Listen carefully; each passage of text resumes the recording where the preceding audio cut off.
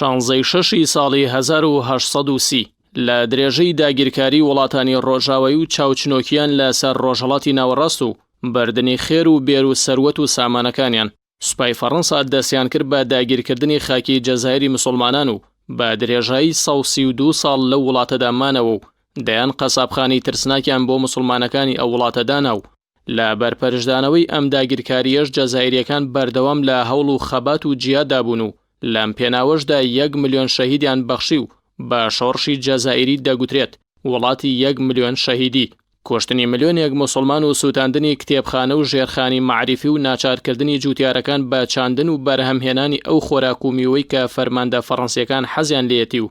بردنی سەروەت و سامان و ژێرخانی ئابووری لە دەرەنجامەکانی داگیرکردنی جەزایر بوون لەلایەن فەڕەنسای داگیرکەرەوە، لاوازبوونی دەوڵەتی عوسمانی و دەوڵەمەندی وڵاتانی مسلمان و چاوچنۆکی و بەرژەوەندخوازی وڵاتانی ڕۆژاوە بۆ پڕکردنەوەی پێویستیەکانی خۆیان دەرگای بەرەو داگیرکاری و ئیستیعماری ڕۆژاوەدا کردەوە تا پەلبە هاوێژن بۆ داگیرکردنی دەیان و سەدان وڵاتی مسلمان. لە ئێستاشدا لە ڕێی دانانی کۆمەڵێک دیکتاتۆر و سەرۆکی گەندەڵەوە ڕۆژاوە بەردەوام پارێزگاری لە بەرژەوەندی و ئابووری خۆی کردووە لە ڕۆژهەڵاتی ناوەڕاستدا و سەرۆکی وڵاتانی مسلمانانیش هەمیشە دژایەتی گەلەکانیان دەکەن و سەروەت و سامانیان بۆ خۆیان و ڕۆژئاوا بەکاردەهێنن.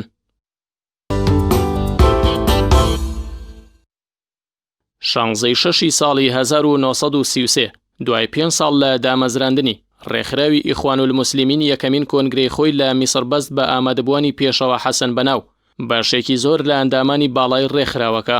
دوای ڕمانی خلافەتی ئیسلامی لە ساڵی 1924 پێشەوە حەسەن بەنا وەک بەرپرسیارەتیەک بەرامبەر مسلمانان و بۆ ڕێگری لە هێرشی فیکری و ئەخلاقی ڕۆژاوە بۆ جیهانی ئیسلامی توانی ڕێکخراوێکی زۆر بەهێزدا بمەزرێنێت و ببێتە جێگرەوەیەک بۆ مسلمانان و ڕزگارکردنی مسلمانان لە سەر لێشێوان و بەرەو ڕۆژ ئاواچوون. پێشەوە حەسەن بەنا ساڵی 1949 لەلایەن دەزگا مخابەڕاتیەکانی میسرەوە درایە بەرگ و لەو شەهید کرا.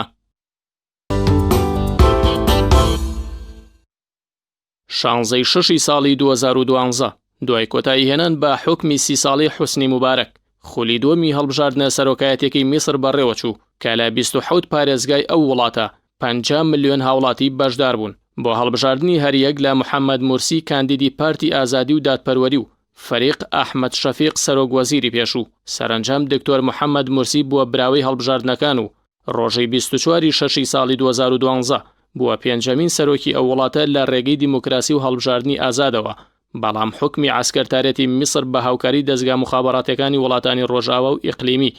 کودەتایەکیان بەسەر دکتۆر محەممەد مورسیدا کرد و لە کورسی دەسەڵات دووریان خستەوە.